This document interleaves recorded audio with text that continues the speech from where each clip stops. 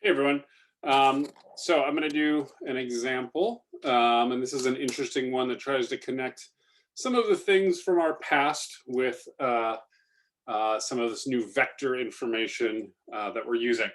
So here's the problem. We want to find a unit vector parallel to the tangent line of the function y equals x cubed at the point 2, 8. And we want to know what angle this vector makes with a horizontal line in the positive direction. So I'm going to forget the second part and focus on the first for now. And really, I just need to understand what this problem is even asking. So I'm going to start with a little sketch of the situation. So I'm going to throw in some axes, and then let's draw in just a quick sketch of the graph, right? Whoops. I always make that mistake.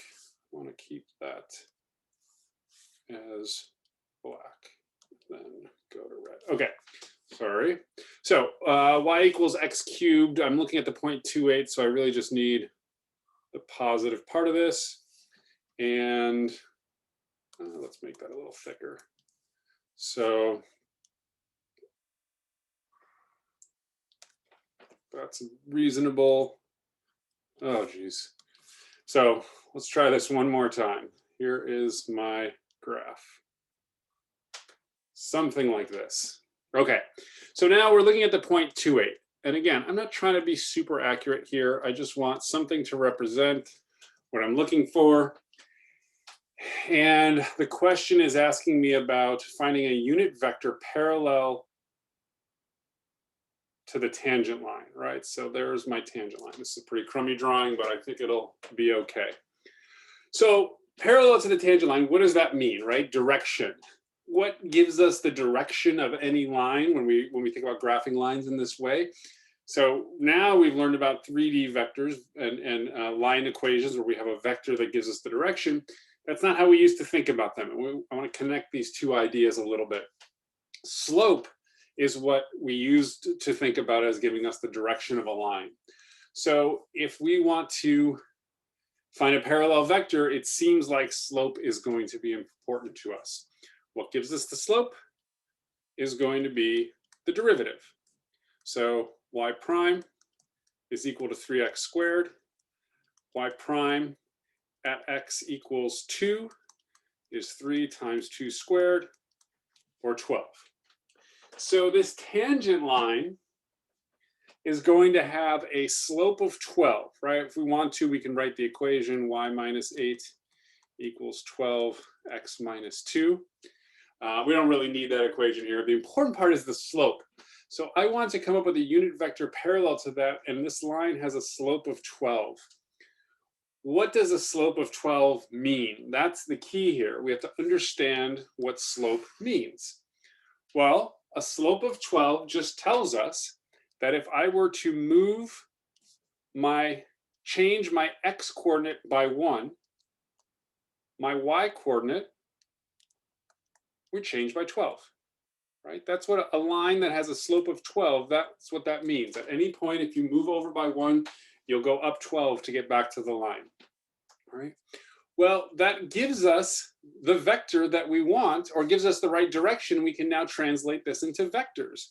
This would be a vector, I'll call it v. We're just in 2 dimensions here. It's 1 unit in the x direction and 12 units in the y direction, right? That vector would be sitting right along this line. Okay, so that really is just connecting what we understand about vectors to what we understood about slope. Okay, however, the question wants a unit vector. So in order to get this unit vector, I need to know the length of this, right? So that's 1 plus 144, square root of all that is 145.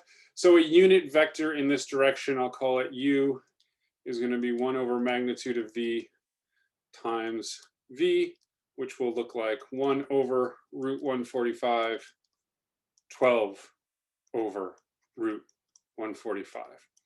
So there's our unit vector that's parallel to the tangent line of y equals x cubed at 2, 8. Okay, so that's the first part. Now we have this unit vector. The next question is, what angle does this vector make with a horizontal line in the positive direction? In other words, if I have this vector, let's move down a little bit. If I have this vector u, which is something like, let's just give it this representation. I want to know what angle it makes with a horizontal line. Well, again, let's think about vectors. We could do some trig here. We have a triangle. We could, well, let's actually hold off on that. We'll do it with trig in just a second. Let's use what we know about vectors and then see if it corresponds or conflicts with what we know about trigonometry. So if I think about a horizontal line, I could also think about a horizontal vector. This would be, I'm going to use the unit horizontal vector, I,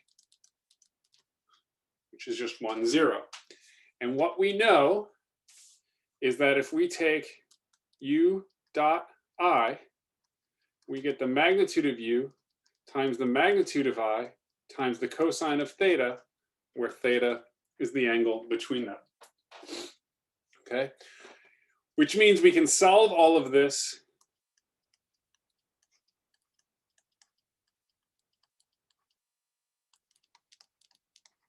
for cosine theta, and then we could take inverse cosine to get our result. So u dot I, this is pretty simple. U dot I, remember I is 1, 0. We dot that with u, we're going to get the first coordinate plus 0 times the second coordinate, or just the first coordinate. So that numerator is just going to be the first coordinate of u. What's in the denominator? Well, both of these, u and I, are unit vectors. We built u to be a unit vector. I is our standard unit vector. So both of these magnitudes are just 1 cosine of theta. So this is the root 1 over root 145 divided by 1 gives us cosine of theta, which means theta is equal to the arc cosine of 1 over root 145. And you're welcome to find that in radian measure. This is a perfectly reasonable way to write that down. It's just going to be some string of decimals, which is no more telling than this is. Okay, and that gives us our angle. Okay, now let's go back and think about this from a trigonometry perspective. We have this vector u, right, that we know went over this far and up this far, right? Remember the original vector u, 1 over square root of 145, 12 over the square root of 145, right? Well, we're asking for the angle theta. What do we know? And we know that its length is 1. So now we have a triangle and we know the lengths of all 3 sides. And I also know that cosine of theta is equal to the adjacent side, 1 over the square root of 145, divided by the hypotenuse, which is 1. So cosine of theta is 1 over square root of 145, which means, again, just as before, theta is the arc cosine of 1 over 145. Right. So in this case, using a trig was probably a little bit easier, maybe. Depends on how familiar you are with the dot product and how this is built out, how that relationship works. I only showed the trig because it's nice to see that these things indeed match up. The math is not broken.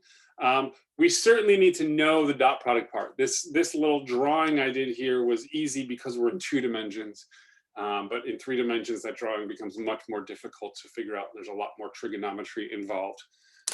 Okay, that is it for this one. Thanks, everybody. I will see you next time.